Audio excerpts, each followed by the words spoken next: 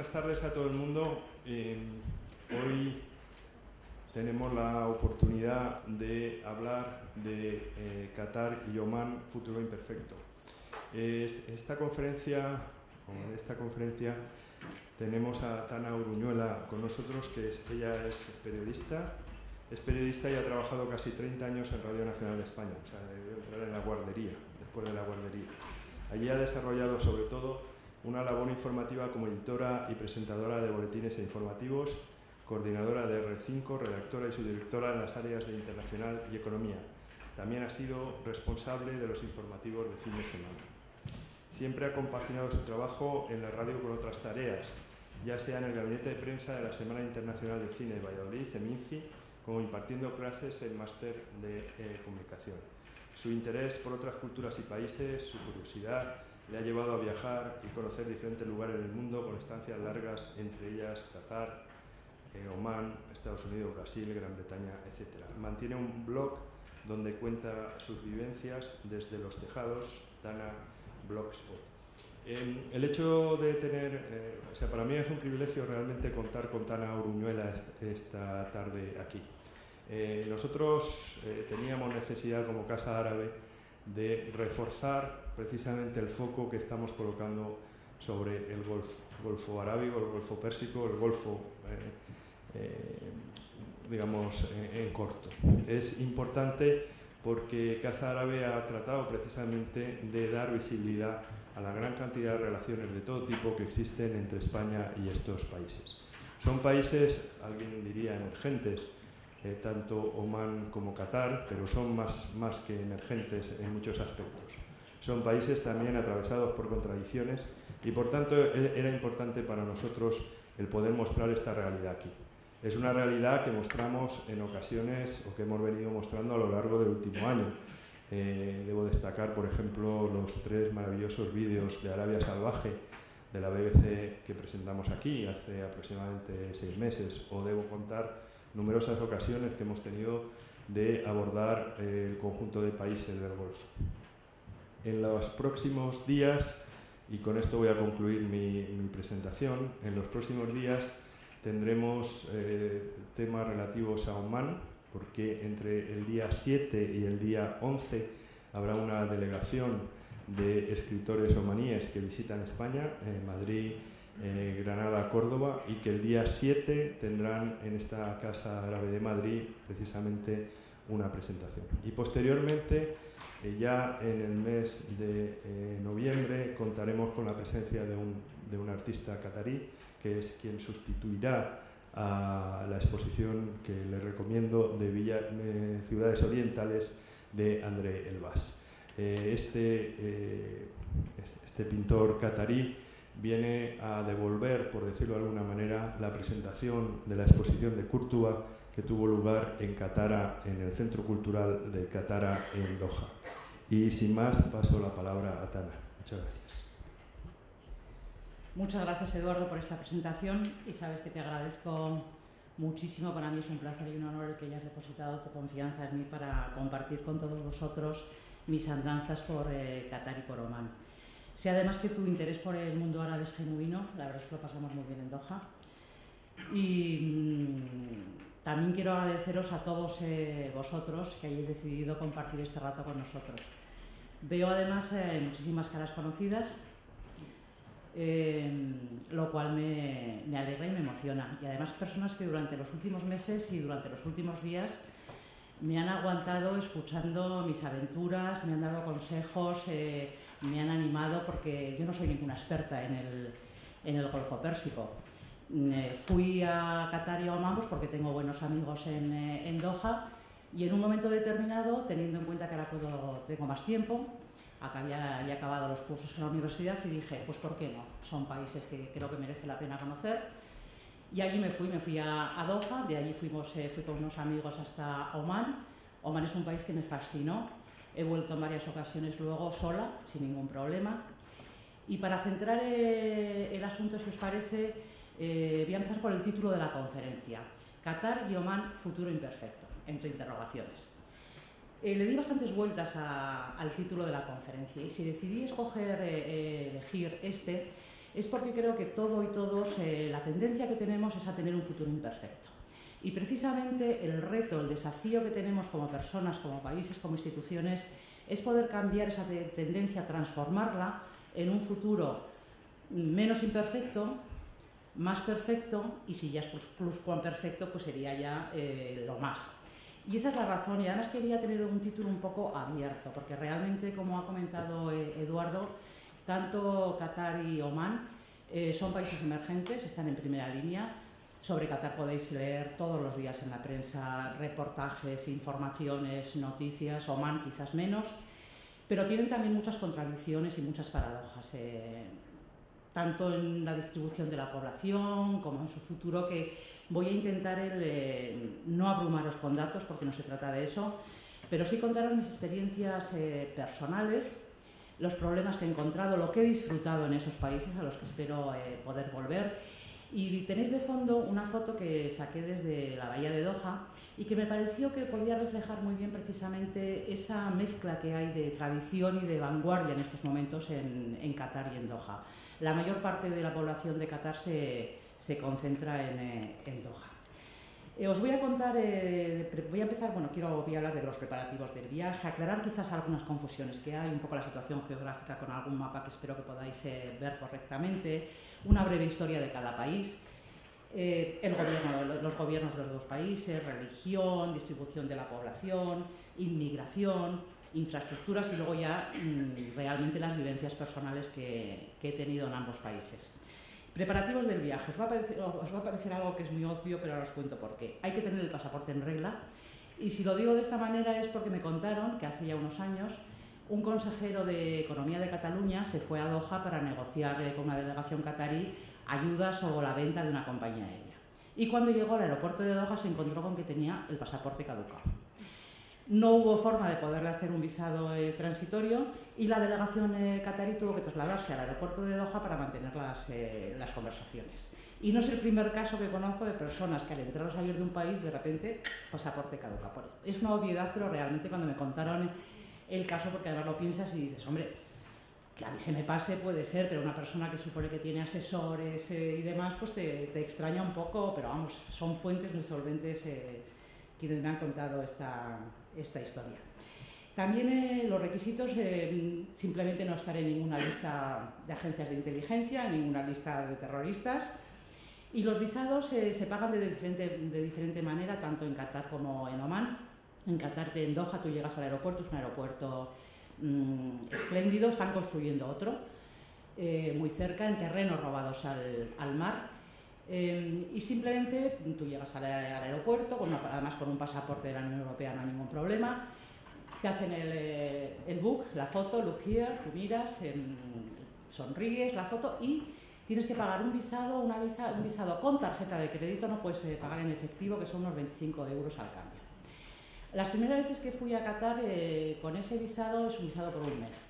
Con ese visado yo entraba, salía y ya como la tercera vez tenías que volverlo a pagar. Las últimas veces sales de Qatar y ya cuando entras, haya pasado una semana, te vuelven a cobrar los 25 euros. Y además no te aceptan el efectivo. Yo en una ocasión tuve un problema con una tarjeta, recuerdo, y entonces yo les dije, pues le pago en cash, le pago en cash. No. Entonces acercó un funcionario del aeropuerto, trajo otra terminal diferente conectada con el Ministerio del Interior y al final la tarjeta funcionó. Y en Omán, en cambio, cuando llegas, los mismos requisitos, y el visado, por ejemplo, ellos en cambio te lo cobran en efectivo. Da igual que sea en euros, en dólares, en reales omaníes. Y tú puedes además pagar un visado que puede ser por 3 días, por una semana, por 15 días, por un mes, depende, y el precio es aproximadamente el mismo que en Omán. Cuando a mis personas más cercanas les comenté que me iba a ir a Qatar y a Omán, algo que me decían era, ten cuidado, son países peligrosos, vas a tener que estar todo el día cubierta, para nada. Porque sí me he dado cuenta, sobre todo a la vuelta, en que realmente hay muchas confusiones sobre cómo se vive en esos países y cuál es el trato que recibe una persona occidental. Yo no he tenido que estar cubierta en ningún momento, solamente tienes que cubrirte, bueno, cualquiera de los que estamos aquí podríamos ir perfectamente sin problemas. Solamente tienes que cubrirte la cabeza cuando vas a una mezquita. Una mezquita que también puedes ir, normalmente los extranjeros no podemos ir a una mezquita los viernes, que es su día de oración, el resto de los días hay unos horarios en que puedes ir, y ahí pues sí, te tienes que cubrir la cabeza. Pero el resto te hablan del decoro en el vestir. Bueno, puedes llevar los hombros descubiertos, un fular siempre viene bien. Yo, por ejemplo, aquí tengo el turbante omaní que me lo traigo de fular. El fular se cae. Y es curioso porque, por ejemplo, en el Teatro de la Ópera de Doha yo he visto unas minifaldas que no las he visto ni en el Teatro Real de Madrid, ni en el Metropolitan de Nueva York, ni en ningún sitio. Y he podido ir tranquilamente, las uñas pintadas de los pies, sandalias, pantalones, sin ningún problema.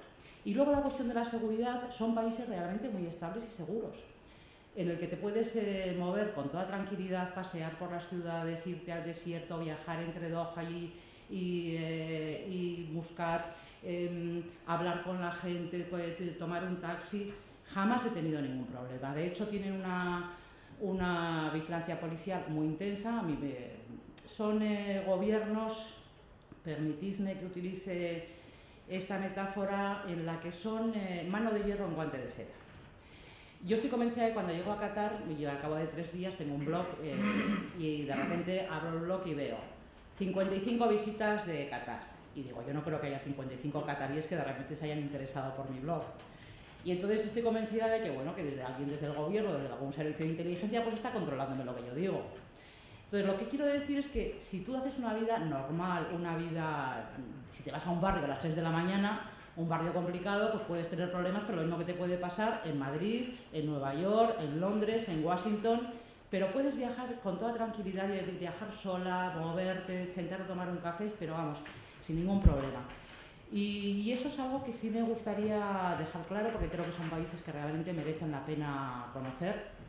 Creo que se merecen un voto de confianza por nuestra parte, y además hay gente muy acogedora, muy hospitalaria, encantadora, y que cuando se dan cuenta que tú vas a escucharles y que quieres conocer sus vivencias, es que te cuentan su vida, te cuentan realmente su vida.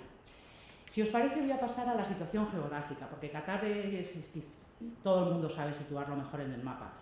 Pero Omán, también me di cuenta preguntando a la gente, que me decían, ¿y Omán dónde está? Está cerca de Egipto, está no sé dónde. Entonces tengo aquí un mapa, perdonad porque si tengo alguna confusión con la técnica, espero que no. Y os doy unos datos. Espera. One moment, please.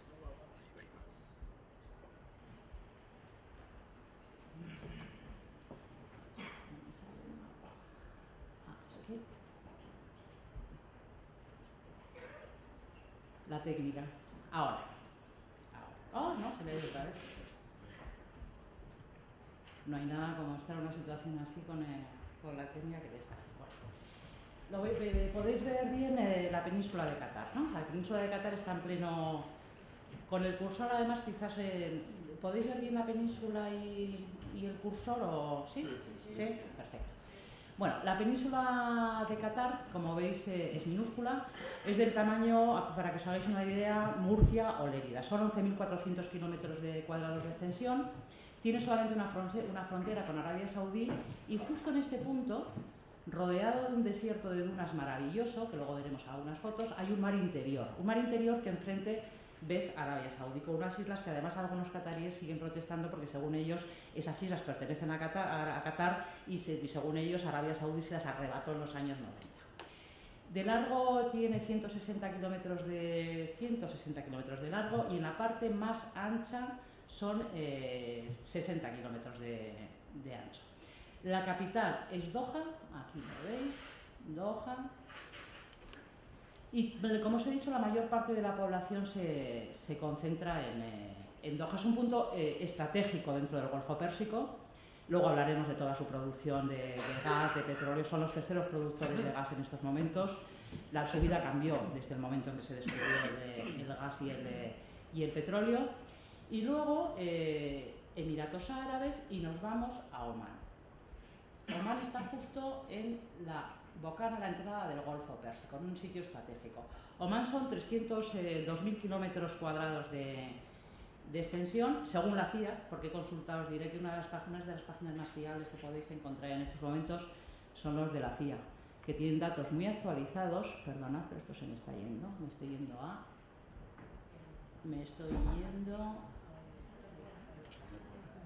a jugar. Aquí. Bien. Omán, como veis, son 302.000 kilómetros cuadrados de extensión, tiene 2.000 kilómetros de litoral, es una costa maravillosa, muy poco accidentada, y tiene un enclave realmente estratégico que está desgajado de Omán en la parte, a ver si con el cursor lo veis, en la parte de justo a la entrada del Golfo Pérsico, el estrecho de Hormuz. Tiene la frontera con Arabia Saudí y luego tiene la península de Musandán, que es un enclave estratégico porque es el control del estrecho de Hormuz.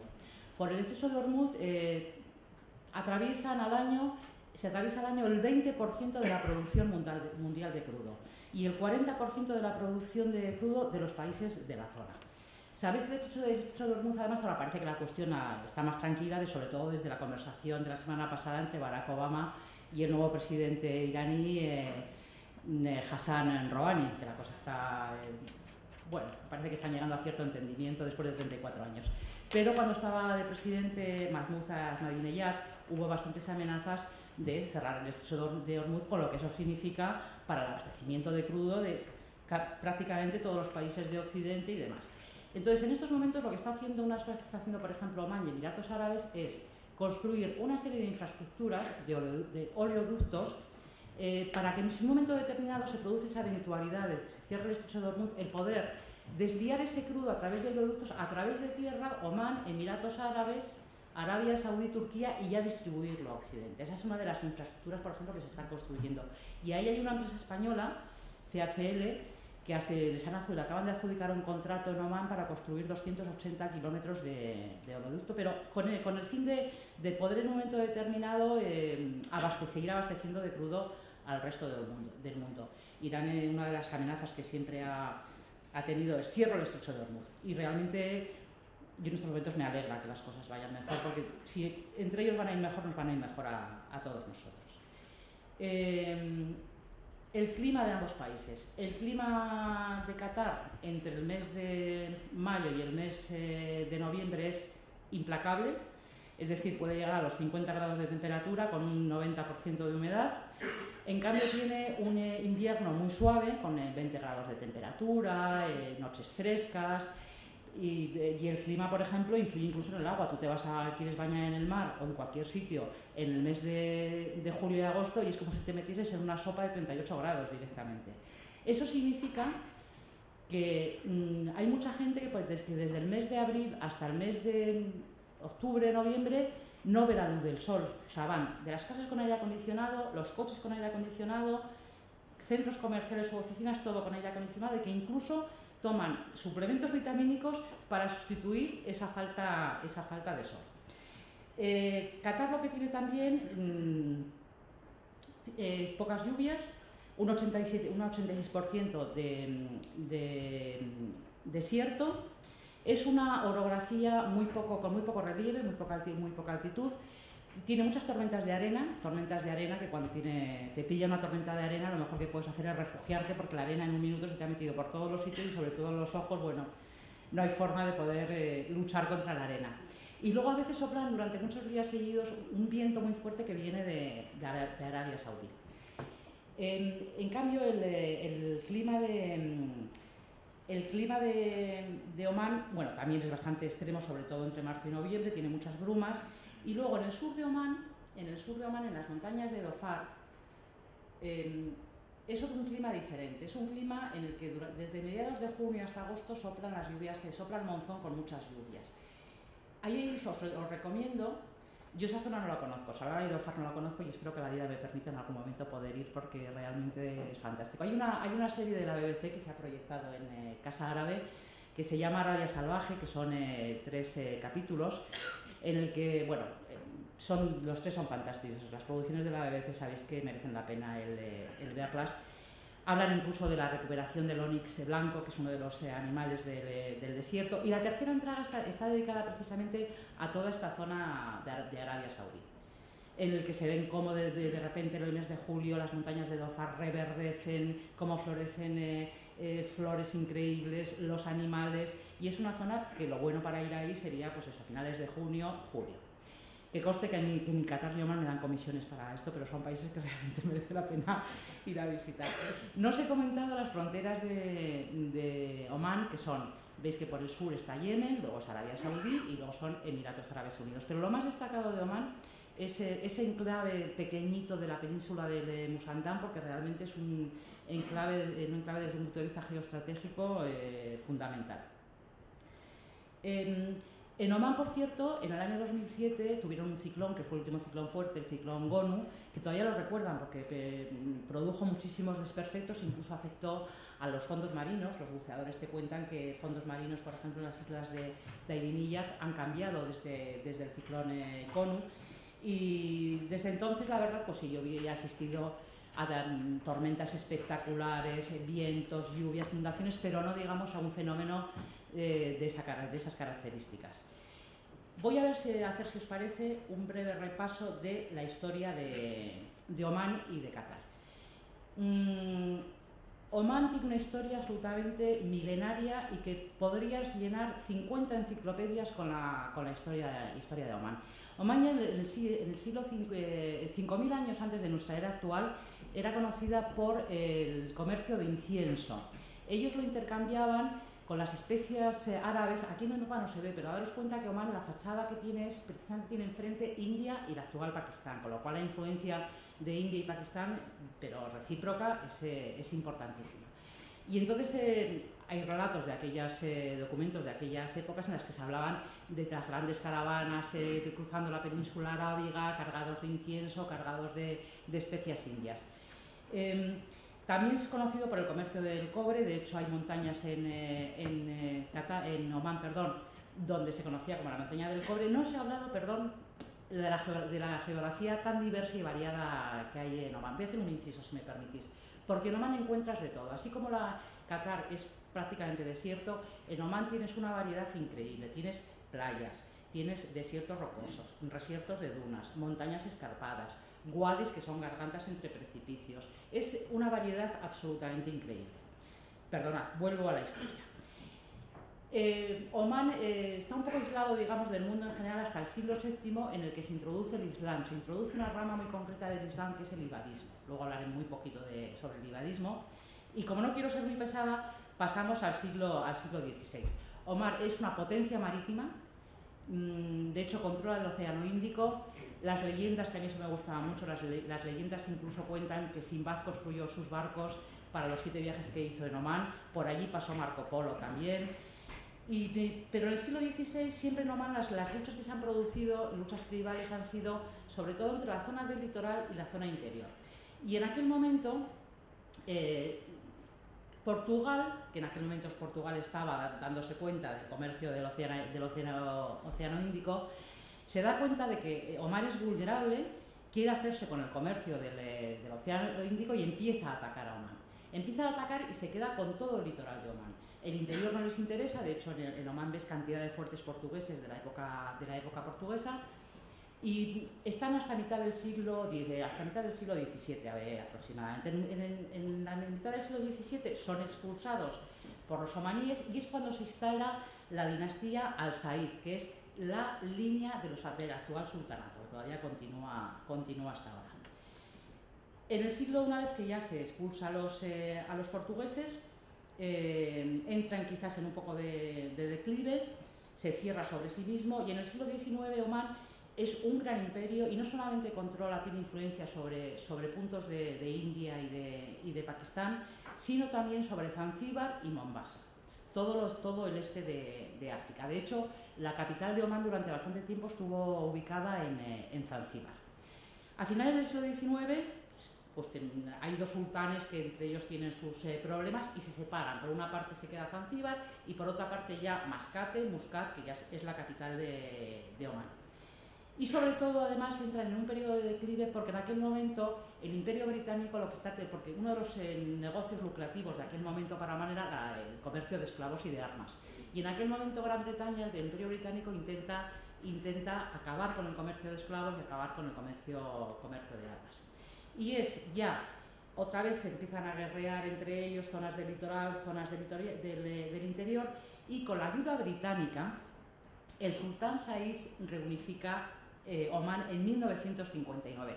Ayuda británica significa la ayuda del Special Air Service, la SAS británica, que es un grupo de élite británico, que son grupos de 100-200 personas, con cada uno con tareas muy específicas y muy especializados, sabiendo idiomas, conociendo la cultura de cada país. Han tenido fracasos estrepitosos en muchas zonas del mundo, pero en Omán realmente, si os interesa, tienen historias apasionantes. Este grupo de élite británico lo creó después de la Segunda Guerra Mundial David Stirling, y hay una película que como película no es una gran película, pero que sí aparece reflejado la labor de las SAS, porque se trata de rescatar a un rehén, que es Asesinos de élite. A mí la verdad disfruté mucho. Una vez que conoces Omán y una vez que te has documentado un poco sobre la función de las SAS, pues tiene su punto el poder ver esa película. Los británicos han tenido un papel muy importante a lo largo de todo el siglo XX y también ahora en Omán, y de hecho, aparte de ayudarle al sultán Said a reunificar a Omán en 1959, como os decía, también han ayudado al actual sultán, el sultán Qaboos. La llegada al poder del sultán Qaboos es, como muchas veces en la zona, no estaba de acuerdo con la política que seguía su padre, que era el hijo único, porque se consideraba que su padre se oponía al progreso, no hacía las reformas que él creía que se tenían que hacer, y entonces también con ayuda de las SAS hay una serie de revueltas y demás, y el sultán Qaboos, que ahora os voy a poner una foto de él porque es una foto que yo creo que en España no es muy conocida, organiza un golpe palaciego incruento y se hace con el poder, y a su padre le manda a un hotelazo londinense a que acabe sus días viviendo como un sultán, realmente. Y el sultán Qaboos sigue gobernando actualmente, es un venerable anciano, gobierna desde el año 1970. Y las SAS todavía han operado en Omán, porque tuvo revueltas, por ejemplo, de Dorfar con ayuda de yemeníes en los primeros de los años 90, y ahí estaban los británicos con ayuda de la aviación de la RAF para echarle una mano a Qaboos. Qaboos empieza a promover un renacimiento social, económico, cultural, hacer reformas en el sentido de también hacia las mujeres, que las mujeres puedan conducir, puedan votar, las escuelas, y de hecho en el año 2010 el Programa de Desarrollo de Naciones Unidas elige entre 135 países a Omán como el país que ha avanzado más durante los últimos 40 años. Y ahora, si me permitís, voy a ver si salgo de aquí y os enseño al sultán Qaboos. Que el sultán Qaboos tiene, perdonad porque es que tengo aquí un momentito. Uy. Sí. Este es el sultán Qaboos, el anciano, el venerable. ¿Lo veis bien? Sí. Esta es una... y un día estaba viendo el Times of Oman y entonces el sultán Qaboos aparece en la prensa, pues un día sí, otro también. Y dije, voy a sacar, como tengo un blog, dije, voy a sacar una foto pues porque a lo mejor en algún momento pues puede ser interesante poderlo poner en el blog, porque realmente me parece que así como el emir de Qatar, tanto Hamad como Tamim es más conocido, Qaboos me parecía que es una... Y cuando me propuso Eduardo venir aquí a contaros todas estas historias, dije, bueno, pues a lo mejor Qaboos puede ser interesante. Como veis, va vestido absolutamente omaní. A mí me encanta la túnica que lleva, si os fijáis, la daga, los turbantes, debajo de ese turbante que yo he intentado aprender a organizar ese turbante, y solamente conozco los dos primeros pasos, con lo cual me lo coloco de fular. Llevan la kuma, que es un gorro también iraní, y él es ya muy mayor. Yo, por lo que he percibido cada vez que he ido a Omán, la gente está bastante satisfecha con él, aunque sea una monarquía absoluta, tiene una cámara consultiva. Y es curioso porque el sultán Qaboos ni está casado ni tiene hijos, cosa que es muy curiosa en esa zona del mundo, porque simplemente por mantener las apariencias, pues muchas veces la gente se casan y tienen hijos para que sean sus sucesores. Pero parece ser que lo tiene todo totalmente organizado. A los 3 días de su muerte se reúne la familia y parece que ya ha designado a un sobrino suyo como su sucesor. Este es su palacio, que como me decía un amigo que le veo por aquí, es un bombón. Ver este palacio que tiene en Muscat me parece que es... Él no vive aquí. Y de hecho también me han contado que, por ejemplo, nuestro rey, al que deseo que se recupere cuanto antes, cuando podía viajar, y la última vez fue el año pasado, se escapaba a Omán. ahí era uno de sus viajes privados, era Naumann. Como veis, tiene un palacio que a mí me parecía, vamos, me parece como una tarta de crema, un bomboncito. Voy a repasar un momento, si os parece, la historia de Qatar. Al contrario que Oman tiene una historia, yo os digo, enciclopédica. Qatar tiene muy poca historia documentada.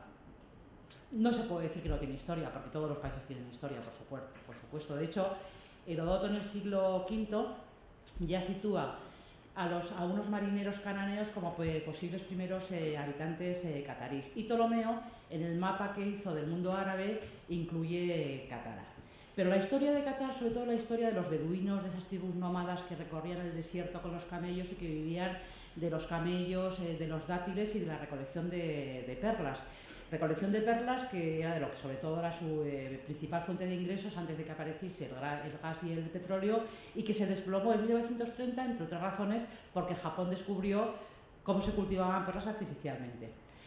Esa historia de recorrer el desierto dependiendo de las lluvias, de las tribus nómadas, todavía se percibe hoy en sus tradiciones, en las carreras de camellos, en el amor que tienen a los halcones, en la hospitalidad que tienen, aunque tienen esa parte de vanguardia, pero también tienen esa parte de, a mí lo que me divierte y lo que me gusta es que ver y cuidar a mi halcón e irle a una carrera de camellos.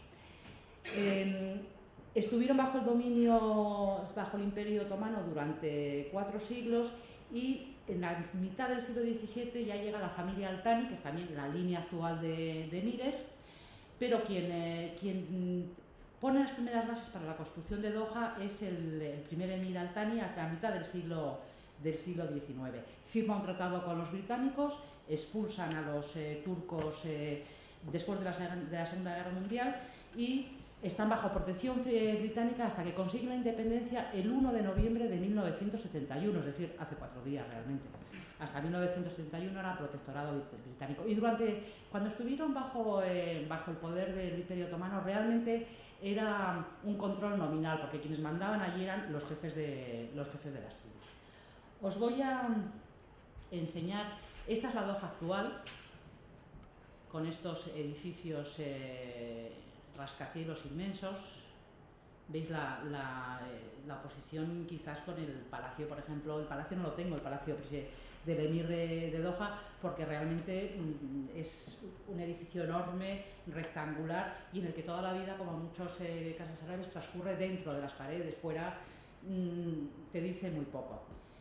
Esta es otra imagen de la Doha actual, y estas imágenes de Doha son de Doha en 1930, las fotografié de un libro para que os deis cuenta lo que era Doha en 1930 y lo que es Doha en estos momentos. Es decir, es un país que desde mitad del siglo XX, cuando se descubre el gas y el petróleo, se ha inventado a sí mismo.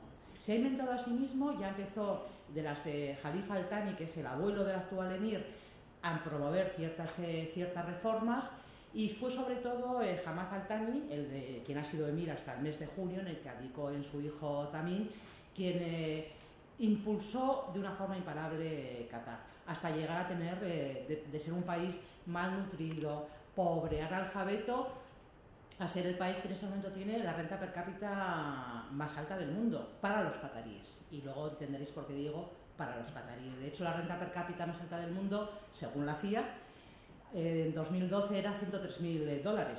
No está mal, es el primer país del mundo en renta per cápita.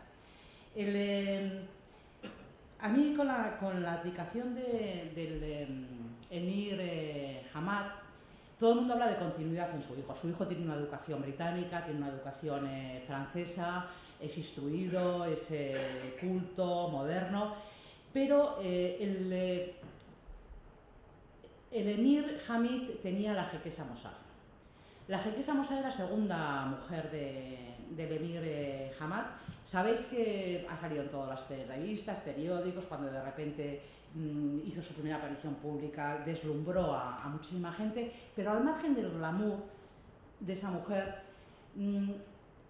ha tenido un papel muy importante de visibilidad de la mujer árabe, de promover la mujer árabe. Nunca ha ido cubierta, por ejemplo. El año pasado, cuando estaba en Doha, se publicó una foto en uno de los periódicos del Golfo en el que se le veía ya, era un viaje que había hecho a Filipinas, y estaba sentada en el suelo rodeada de niños con unos pantalones ajustados negros, una camisa blanca y el turbante. Y aquella foto provocó cierta polémica, pero era un síntoma, se interpretaba como un síntoma de avance. La jequesa Emosal en estos momentos tiene otro papel, está claro, tiene un papel, digamos, de reina madre. Y según mis noticias, ninguna de las dos actuales mujeres del emir tiene intención, ni tiene deseos, ni tiene ganas de tener esa proyección pública e internacional que tenía la jequesa Emosal. Y a mí ahí no sé, habrá que ver en el tiempo a ver qué consecuencias puede tener eso. En política internacional puede ser lo mismo. Qatar en estos momentos, además, lo que está promoviendo es tratando de diversificar un poco su economía, es decir, es foro de grandes convenciones, interviene en conflictos regionales, busca la excelencia. Todas las mayores universidades, tanto británicas como norteamericanas, tienen centros en Doha. A mí me dio mucha alegría porque en septiembre se ha abierto el primer colegio español, no había colegio español, y desde septiembre ya hay un colegio español que va a empezar desde primaria, incorporando alumnos, porque hay una importante colonia española, que luego hablaré de todos los españoles que conocí, que tienen un mérito increíble realmente. Y además, cuando hablamos tanto de la marca España, así con tanta grandilocuencia, realmente hay personas que se lo trabajan todos los días, y esos son los que venden, en el buen sentido de la palabra, nuestro país. Os voy a enseñar algunas fotos más, si os parece, para que veáis un poco la diferencia que hay entre la arquitectura de Doha y la arquitectura de Muscat. Esto es Muscat. En Muscat el tipo de crecimiento arquitectónico, por ejemplo, no tiene para nada grandes rascacielos, es más, al sultán Qaboos no le gusta nada, sino que son edificios antiguos remodelados, casas de 2, 3, 4 pisos. Esta es la Corniche, el paseo marítimo, podéis ver la gente, que hay mucha diversidad de atuendos. El Dhow es el barco típico tanto de Omán como de Qatar, más en Omán, que Omán fue una potencia marítima y sigue siendo una potencia marítima, más casas de Muscat. Esta es la mezquita azul, una mezquita preciosa también en el paseo. Ahí al fondo podéis ver un fuerte de la época portuguesa, hay muchísimos fuertes a lo largo del litoral de Muscat. Las embarcaciones, aquí veis el fuerte más de cerca. Y esto lo dejo para cuando hablemos del tema de la inmigración, que va a llegar dentro de nada. El gobierno de Omán y de Qatar son monarquías absolutas. Omán tiene una cámara consultiva, Omán tiene 2 cámaras consultivas y Qatar tiene una cámara consultiva. Hay votaciones, pero quien tiene la última palabra es el emir y el sultán.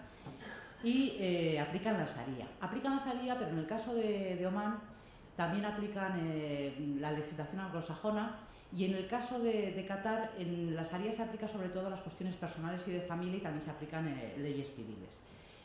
En Qatar son suníes y en Omán son ibadistas. Los suníes son el 85% de los musulmanes de todo el mundo, los chiíes es un 10% aproximadamente, y el cisma entre los chiíes y suníes se produce en el año 6700 y pico, con la famosa batalla de Kerbala, cuando una vez que se ha muerto Mahoma, una rama del Islam quiere que se siga la línea de la consanguinidad con Ali, su primo y su yerno, y otra lo que quiere es pues una persona, que en este caso fue Muawiya, que era un gobernador sirio que apoyaba a los omeyas, y ahí se crea un cisma entre chiíes y suníes. Y el ibadismo es un discípulo, Javier bin Said, un discípulo de Mahoma, que introduce la religión en Omán. Hay también grupos de ibadistas en Yemen, pero en Omán es el país en el que el 85% practica esa religión. Es una religión que, a diferencia de suníes y chiíes, fue bastante intolerante con los propios musulmanes al principio y más tolerantes con cristianos y con judíos, y en este momento lo que practican es una religión muy ecléctica. Ellos practican la tolerancia, el respeto hacia las otras confesiones, yo no ataco mientras no me ataquen, la no injerencia, la neutralidad, y además el líder de la comunidad religiosa se elige entre la persona que consideren que esté más capacitada para liderar, no digamos porque sea el primo de no sé quién o familia de no sé cuántos. También permiten la práctica de otras religiones, pero por ejemplo en Doha yo estuve en algunos complejos de iglesias católicas y están en las afueras de Doha, hay valladas, no permiten que haya símbolos externos religiosos, y luego pues allí tienes, porque hay cantidad de filipinos, sobre todo los filipinos, indios, y tienes ceremonias en árabe, en inglés, en francés, en español, con unos cantos preciosos.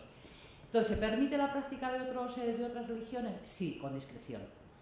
También incluso en Arabia Saudí, que es muchísimo más cerrado, pero con discreción y se puede hacer, pero vamos. Y por ejemplo en Doha sí me extrañó, y además me lo hicieron notar, te das cuenta que no hay ni una cruz ni hay nada. Y es cierto, ellos lo que no quieren es la ostentación, digamos, de otros símbolos de otras religiones. La composición, la distribución de la población es muy curiosa. En Qatar son 2 millones de personas y son 250.000 cataríes y 1.750.000 inmigrantes. Simplemente con los datos está todo dicho. Entonces, cuando os decía antes que la renta per cápita más alta del mundo es para los cataríes, significa que es para los 250.000 cataríes. Un catarí prácticamente no tiene ni que trabajar. Por nacer catarí tiene educación gratuita, sanidad gratuita, universidad gratuita, un salario mínimo. Cuando se casa le dan un terreno para construirse una casa. Entonces ocupa normalmente, pues sí, la dirección de la compañía estatal de gas, la dirección de Qatar Airways, pero tú no te encuentras a cataríes, bueno, pues sus camellos, sus halcones, no te encuentras a un catarí, por ejemplo, trabajando de manager de un hotel, de camarero, no, ahí están el 1.750.000 inmigrantes. Y dentro del 1.750.000 inmigrantes hay diferentes clases de inmigrantes. Una cosa es que tú vayas como arquitecto, como médico, como profesor de universidad, como interiorista, con una gran empresa, y otra cosa es que vayas a trabajar a la construcción y al servicio doméstico. Entonces los occidentales normalmente, campos petrolíferos por ejemplo, los occidentales normalmente se dedican a trabajar en grandes empresas, en la universidad, hospitales, desarrollo de infraestructuras. Hay una empresa española que también le han concedido el tramo de un metro de Doha, que quieren construir un metro en Doha, y el resto de la inmigración, que proviene fundamentalmente de Nepal, Bangladesh, Pakistán, India y Filipinas. Los filipinos y los indios se dedican fundamentalmente al servicio doméstico, son los que están construyendo todos esos rascacielos y todos esos 9 estadios de fútbol para la Copa Mundial de Fútbol en unas condiciones a veces terribles. Habéis leído, me imagino que si habéis seguido la prensa, la semana pasada se publicaba aquí en España una investigación del periódico The Guardian, en el que 44 trabajadores nepalíes habían muerto en los últimos 3 meses. Estaban construyendo los 9 estadios de fútbol para la Copa del Mundo por las condiciones de trabajo, porque no les daban ni agua.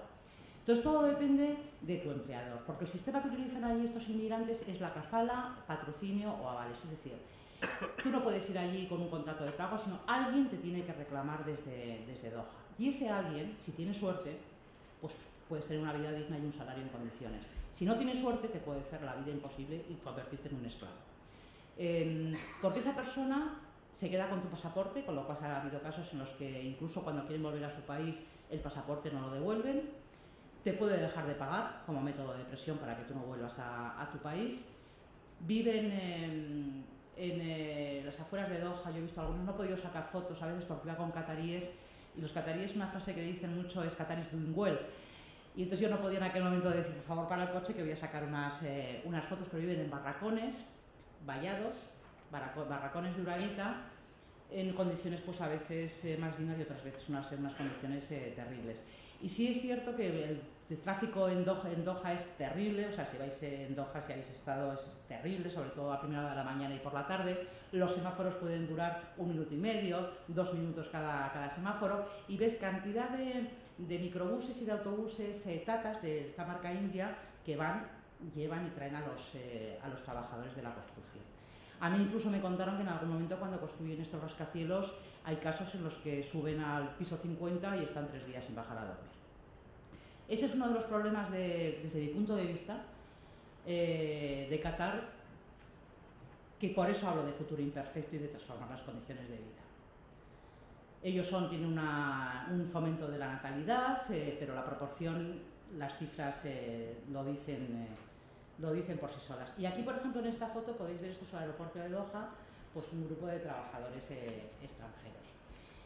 Uy, perdona, esta no. Y aquí vi yo, bueno, pues un día me fui a un hotel, luego os contaré la historia, y me encontré de repente con estos hombres bajando por la fachada del Marriott, y de repente dije, uy, están haciendo esto es algún grupo de teatro. Estaban limpiando los cristales del hotel. En cambio en Omán son 3 millones de habitantes, de los cuales 700.000 son inmigrantes. Me hizo gracia ayer, porque yo ayer, la verdad, estaba a las 4 de la mañana comprobando datos y consultando datos en las páginas de la CIA. Y entonces, así como en Omán te ponía 3 millones de habitantes, de los cuales 700.000 no nacionales, en Qatar la cifra era 2 millones de habitantes, pero no te especificaba que eran 250.000 cataríes y 1.750.000 inmigrantes, y eso te da que pensar, y dices que no les interesa para nada que se sepa esa proporción. Son cosas curiosas cuando te estás documentando. En Omán, a diferencia de Qatar, son menos inmigrantes, es otro tipo de paisajes, mucho más colorido, porque hay mucha influencia india, ves mucho sari por la calle, y el sultán Qaboos siempre ha intentado omanizar la sociedad, es decir, tú te encuentras a omaníes trabajando en los restaurantes, en el zoco, pescando, de manager en los hoteles, hablando con ellos, cosa que en Qatar es mucho más complicado encontrarte a cataríes trabajando en ese tipo de trabajos. El crecimiento que tienen ambos países, sobre todo Qatar, bueno, Qatar ya lo habéis visto, es increíble con la producción de gas y el petróleo. De gas son los terceros productores de gas, como os decía, de una gran calidad.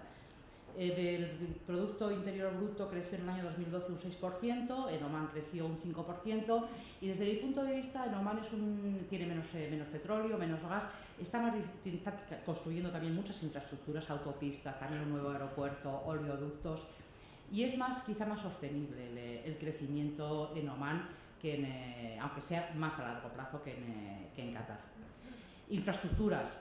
Nuevo metro en Doha, aeropuertos. Por ejemplo, de las pocas críticas que he escuchado a un catarí en una ocasión fue precisamente sobre el nuevo aeropuerto de Doha. El nuevo aeropuerto de Doha se está construyendo en terrenos robados al mar, y este catarí protestaba porque decía, primero, la cantidad de miles de millones que se están gastando en el aeropuerto, cómo se estaban retrasando las obras, y que además era una zona donde las familias cataríes iban a hacer su picnic los viernes y sábados, que es su fin de semana respecto al nuestro. Y entonces a él le parecía muy mal que tenían todo el territorio de Qatar para hacer otro aeropuerto, y que porque tenían que haber elegido justo la zona donde iban las familias cataríes. Bueno, esta foto que antes la he pasado por alta, antes de hablar de la distribución de la población, es en Muscat. Y si vais alguna vez a Muscat, es un café que hay encima de la entrada del zoco, que es mi café favorito de Muscat. Ves toda la bahía de Muscat, te tomas un café magnífico. Esto es, mientras yo estaba viendo a estos hombres limpiando las fachadas del hotel, yo me estaba tomando media pinta de cerveza en este bareto del swimming pool de... Bueno, voy allá, simplemente me enrollo muchísimo. Esta es una imagen de Doha en construcción, es una ciudad en construcción, grúas por todos los sitios, como podéis ver. Esto es la bahía de Doha, un dhow, por fuera, por dentro, la travesía os la recomiendo. Una de las sitios que visité en Doha fue la redacción de Al Jazeera. Al Jazeera sabéis que empezó a funcionar en el año 1996 y es una de las patas de proyección internacional de Qatar. Son Al Jazeera, Qatar Airways y Qatar Foundation. Por cierto, Qatar Airways es la única línea aérea donde se pueden llevar los halcones. Al Jazeera tiene unas instalaciones fantásticas en árabe, en inglés, y la redacción en inglés se abrió sobre todo con periodistas despedidos de la BBC. Carreras de camellos, también estuve en unas carreras de camellos, es un mundo absolutamente masculino. Éramos 9 mujeres, todas extranjeras. Yo me bajé del coche, cogí mi cámara y no tuve ningún problema en moverme por todos los sitios, hacer fotos. Y los camellos, antes los jinetes eran niños, hasta que se debieron dar cuenta de que aquello era una crueldad y una burrada. Y ahora son estos pequeños robots con un látigo, como podéis ver, que son dirigidos por los propietarios desde sus todoterrenos, van rodeando el circuito, y entonces de repente los pobres camellos reciben el ganador, le impregnan las patas, como veis, con azafrán, y el premio para quien gane esta carrera de camellos es este Bentley de $1 millón. No se andan con chiquitas, desde luego. Museo Islámico es uno de los sitios que hay que ver en Doha. Como veis son cubos con una mujer islámica. El arquitecto Slipain es un arquitecto estadounidense de origen chino, que es el mismo que construyó las pirámides de Louvre. Y es realmente impresionante. Esta es una vista desde el exterior del Museo Islámico, con este edificio que veis a la derecha, que es Al-Fanar, que es un centro de estudios islámicos que a mí me tenía fascinada. Esta es una imagen del Museo Islámico, de los jardines, que son todo fuentes con agua, y en contraposición, la base, por ejemplo, en la zona de la Perla, te encuentras pues, con estos grupos de cónicos. Este es el zoco por la noche. Simplemente sentarte en el zoco de Doha, fumarte una sisa, que también la podéis fumar aquí en el jardín, y tomarte una menta con limón y ver pasar a la gente es un espectáculo divertidísimo. Este es el zoco de noche con el edificio que habéis visto antes, Al-Fanar, iluminado. Y este es el desierto de Qatar, ese desierto que os decía que está bordeando ese mar interior, que es la frontera con Arabia Saudí. Tuve la suerte de ir con un guía fantástico que realmente leía el desierto. Había llovido esa mañana un poco, con lo cual estaba precioso. Y bueno, esto yo lo saqué desde fuera, pero veis las rodadas porque antes había bajado, o sea, la adrenalina a tope. Y en ese desierto de repente llegas a este mar interior, que las islas que veis aquí son esas islas de Arabia Saudí, que los cataríes dicen que en los años 90 eran suyos. También fui, esto es en Omán, a un wadi. Los wadis son unas gargantas que hay entre precipicios que acaban en piscinas naturales. Primero pasas por una barquita, luego ves los precipicios, andas 2 horas, el agua. Me picó una avispa. Cuando llegué a las piscinas naturales hacía tanto calor que directamente me dejé las gafas en una roca y me metí vestida tal cual en la piscina natural. Esto es una playa de Muscat, en un hotel que yo recomiendo que si alguna vez vais tenéis aquí al lado de la orilla del mar, que es el pabellón Beach del Al-Bustan. Hacía un calor espantoso, por eso no veis gente, 47 grados. Y el manager Ali salió para decirme que entrase. Yo le dije que no, que quería ver anochecer y sacar fotos. Y entonces mirad el gin tonic que me sirvieron. Me tomé con el abanico, el gin tonic y la cámara de fotos. Son experiencias. Esta es una de las playas de Muscat. Veis qué playa más maravillosa. Y esto es ya la vuelta. Hice escala en el aeropuerto de Dubái. Y entonces es un día, bueno, hay muchos días de este tipo en el que hay mucha arena en el aire. Pero ves todo el perfil de Dubái y sobre todo a mí lo que me encanta es el edificio más alto del mundo, que es ese picudo que ves allí en medio. Y esto es otro de Dubái. Tengo, si queréis, aunque Eduardo me está diciendo que no me queda nada, pero tengo 2 vídeos, sobre todo uno de delfines que sí me gustaría enseñaros si puedo ser. Si puede ser, si no os he aburrido demasiado y no me... ¿No? ¿Puedo? Gracias. Porque a los delfines, una de las cosas que puedes hacer en Omán es ir a ver a los delfines. Yo fui 4 veces y entonces nunca conseguía grabarlos. Los veía siempre, pero nunca conseguía grabarlos. Y a la 4ª vez conseguí hacer un vídeo y dije, hombre, pues esto lo voy a llevar. 8:30 de la mañana, 45 grados.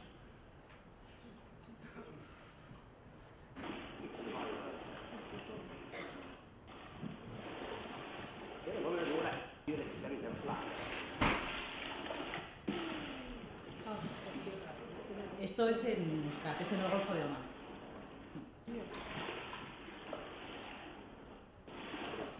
Y lo que no conseguí es sacarles saltando, porque aquel día había cantidad de delfines saltando a nuestro alrededor, pero por lo menos dije, tengo un pequeño vídeo donde veo 3 delfines, aquí por lo menos veis y es una preciosidad, a mí no sé vosotros, en estas cosas me encantan, la verdad. Ya que aquí acaba. Y lo único, 2 minutos.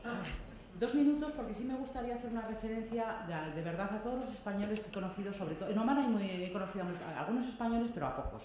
Y además no he oído hablar español. Pero en Qatar he conocido a muchos españoles y no sabéis de verdad el trabajo que hacen, la imagen que dan de España, las condiciones de vida que tienen, sobre todo por el clima tan duro. Ellos además allí lo normal es poder descansar a la semana un día y darte con un canto en los dientes. Y he conocido a muchísimos pilotos también. Sabéis que, por ejemplo, Qatar Airways tiene más de 100 pilotos de Spanair, de Air Europa, de Air Comet. y tienen un prestigio increíble dentro de Doha, la colonia española. El año pasado crearon, por ejemplo, para unirse entre ellos y tener más contacto, la Liga Roja de Doha, que es equipos de fútbol, hombres y mujeres, en los que hacen una liga, y entonces me comentaban ellos que eso les permite el establecer más contacto entre ellos, porque a veces el ser un expatriado pues también es duro. Y quiero realmente el acordarme de ellos. Y simplemente como conclusión, después de esta charla que os ha dado este recorrido por Qatar y Omán, deciros que tengo esperanza de poder volver a los dos países, que merece la pena y que merece nuestra confianza, y que a veces tenemos ideas muy equivocadas sobre lo que sucede en esos países, que en todas las comunidades y colectivos hay gente estupenda y hay gente terrible, y que al margen de las relaciones bilaterales entre gobiernos, entre instituciones y empresas, creo que es muy importante las relaciones personales, el ir dispuesta a escuchar, a que te cuenten, a contar, porque eso te cambia muchas veces, aprendes muchísimo y te cambian muchas veces, tanto para nosotros como para ellos, te cambia la visión de las circunstancias. Muchísimas gracias.